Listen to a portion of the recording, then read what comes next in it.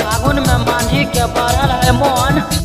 गरम मछली में डालल के जवन वाला है रे हा लांगा भीतर रंगा ना डालिए अगला बगला रंगा डालिए चौधरी जी लांगा भीतर रंगा ना डालिए।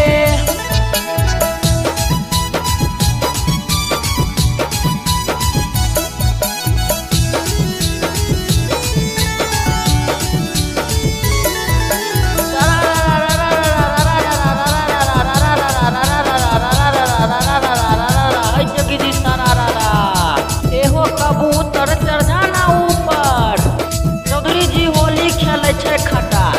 चौधरी जी होली खेले छे खटाल होली के दम पर रंगल के उगाल बर है रे हा।